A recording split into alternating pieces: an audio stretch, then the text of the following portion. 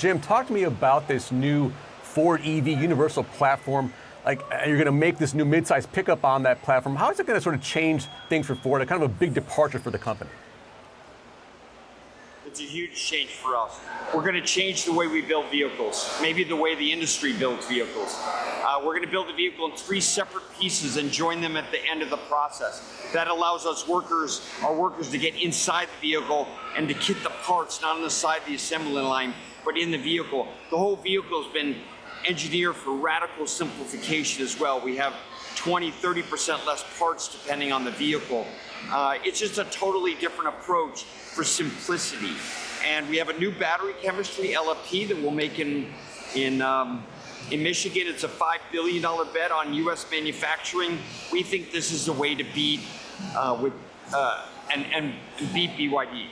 So Jim, that first vehicle will be a mid-size pickup, I believe, with more space than a RAV4 apparently. Why do you think that's the best sort of footprint for that car now? And I understand that more cars will be coming after.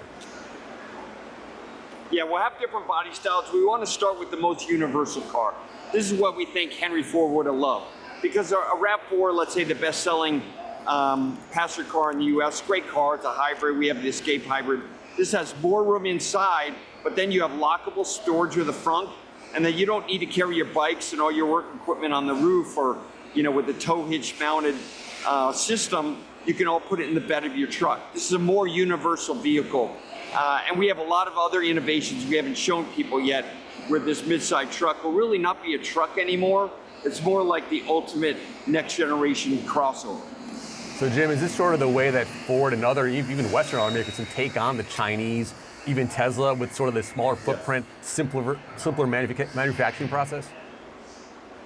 Yes, this is it. This is a way to go. Look, we can go like others do and make their affordable EV in South Korea and Japan and import, but that's not what we're doing at Ford.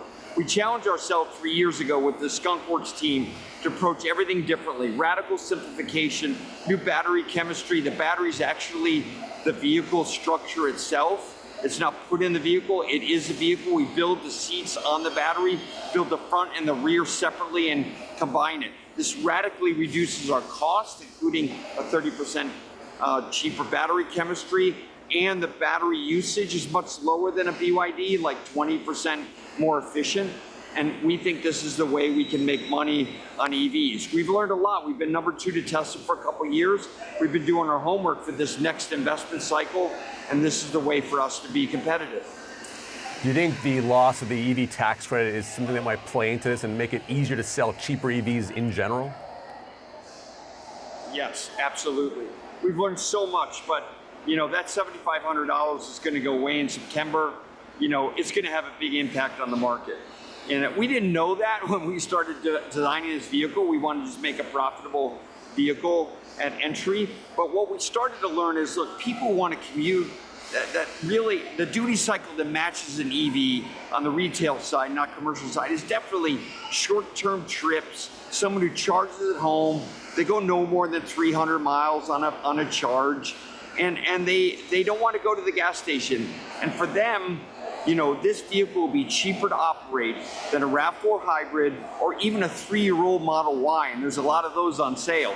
This will be a lot cheaper for those customers. Not for everyone. We have Super Duties and Broncos and Mustangs, but for that subset of people, this is a much cheaper. They can spend that money on vacations and a lot of other things. Policy sort of weighs in here. You mentioned with the EV tax rate, but also we're talking tariffs, and that's sort of affecting the affordability question. What's your sort of big high-level picture on what's happening here with, preliminary trade deals with Japan and South Korea, but still higher tariffs on Canada and Mexico, where we build a lot of trucks and using U.S. parts? What's your take on that?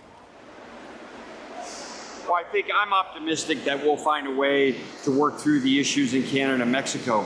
We're disappointed. We want a level playing field. 15% tariff in South Korea and Japan, not a level playing field. That's still a $5,000 advantage to import. But we're not gonna focus on that. We have a great relationship with the Trump administration. They're totally aligned with us as the biggest car company in the U.S. They want us to make these billion-dollar investments like Louisville today, and we are going to find a way, working with Howard Lutnick, the Commerce Secretary, the President, his whole administration, we are going to find a way to minimize those parts tariffs on America's biggest car company. We cannot be disadvantaged by betting on America, and we have confidence in the president that we'll work this through. You know, betting on America is sort of thing that a lot of the big three has been doing recently, especially Ford in particular. But I wanted to talk to you about America in general, the U.S. consumer. How does that consumer look to you at this juncture, and sort of the big picture auto sector in general? Where are we headed next? Well, no doubt, affordability is the biggest issue for customers. Yes, they want modern drivetrains, they want hybrids, they want e-revs, they want electric, they want combustion, good diesel engines, they want all those things. What they really want is affordability. Our industry is getting close to $700 to $800 a month as a normal payment. More and more customers now buying 84-month financing, 7 years now to own the car. Quality is getting better, but we as an industry need to innovate, just like we are with this Ford Universal Electric platform, to bring the cost down of our vehicles and also to make money. The customers aren't helped if we subsidize these cars. You know, that's too risky for our workers, for our community, and for the customer. And that's why we innovated here starting 3 years ago.